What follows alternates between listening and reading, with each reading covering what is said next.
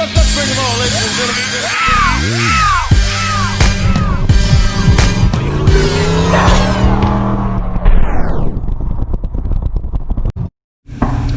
So if you ever owned a 94, 95 Mustang, you've probably come across this decision.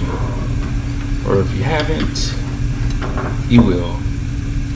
Your dizzy is going bad, and you have basically three choices.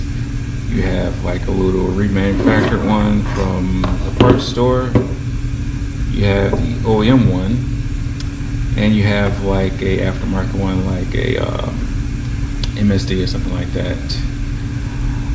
Problem with the remanufactured ones and the aftermarket ones, they're just not machined tolerance-wise to the OEM quality. So then you come to a point, if your Pip Sensor is bad, if you're having problems with your distributor, what do? So today we're going to go through on how to basically rebuild a 94, 95 Mustang Dizzy. And basically the meat of it is this Pip Sensor. So I've had this on the shelf for a while as a spare, as a test unit, as a just sitting around basically. I used it to test the car out a couple of times just to eliminate the possibility of a bad dizzy. But today I'm gonna, since I know this distributor is good, I'm just gonna take this Pip Sensor off of this and move it over here to this one. I found this in the junkyard. It's getting extremely hard to find these 94, 95 distributors. I'm not too concerned about how it looks. I haven't even threw this in the car. You know, the gear is a little tight to move, you know, as opposed to how free this one moves. So we're gonna rebuild it. And first thing you do is take the cap off and take this housing off. All right, so we have the cover off, but we did break this 20-plus-year-old screw. Not a big deal, we can fix that later. So what we need to go to now is removing off the cam gear. You need a press, so you knock the pin out. Then after you knock the pin out, you'll have to get a press and basically press the gear out.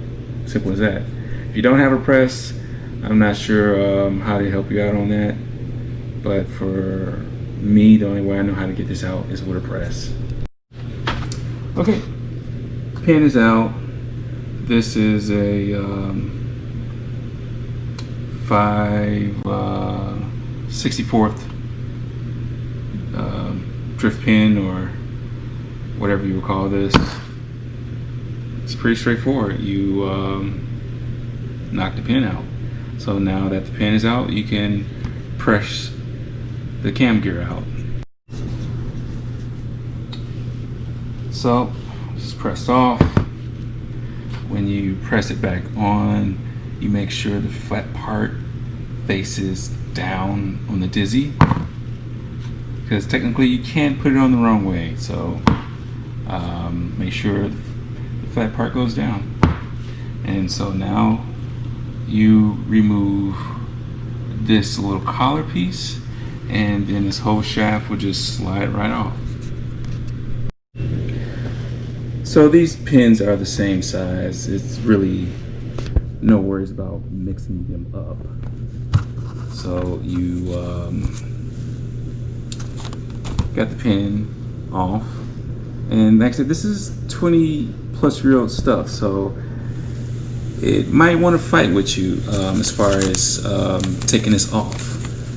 So normally with newer ones that's not in bad shape, it just kind of comes out on its own.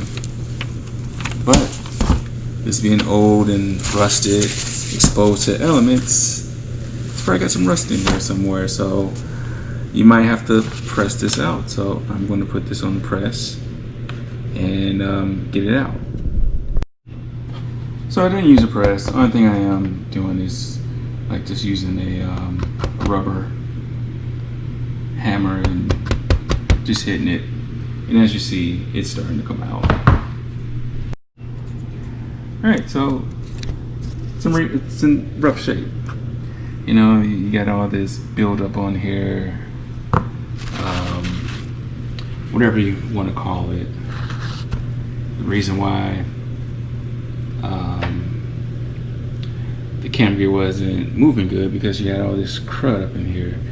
And this, I'm just going to polish it up. You know, I'm just going to start off with some maybe 1,500, maybe 2,000, and just clean this up real good. As far as the Pip Sensor goes, you have a bolt here, a bolt there. Those might be a 6mm, something to that effect.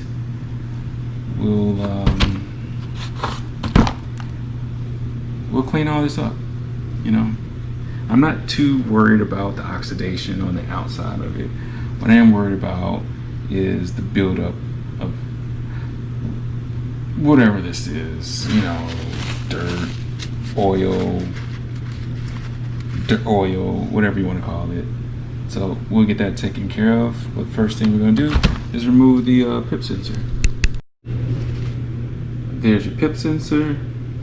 The two bolts are a 5.5 metric, and this is your housing. So however you want to do this, clean it, get it shined up, powder coat it, whatever. But a couple things you need to clean is this bore. Get something down in there, clean that real good. I like to, you know, just try to clean this area somewhat. It's not that important as the board is, and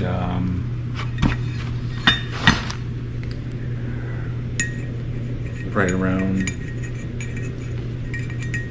the cylinder,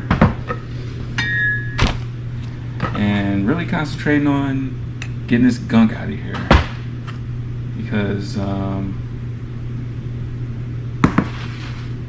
this is where this guide sits. So now this does not rotate, but it, you know, sets your clearance. So you just want to get all this as clean as possible. And basically it's repeat on putting it back together. So this video is just all about disassembling this. I'm going to make another video on cleaning this. Another video of putting the new Pip Sensor on here. But if you can take it apart, you can put it back together fairly easy. So this is SN95 power. You know, we're just getting a lot of stuff out here on the push rod motor of the SN95s. And if you want to save yourself some money, instead of going to buy a MSD or aftermarket Dizzy, just take some time and just replace this. I think this, for a new one, last time I bought one was like 30-40 bucks. So I'll have to hunt down the part number for the Motorcraft version of the Pip Sensor, and I'll throw it on a link somewhere.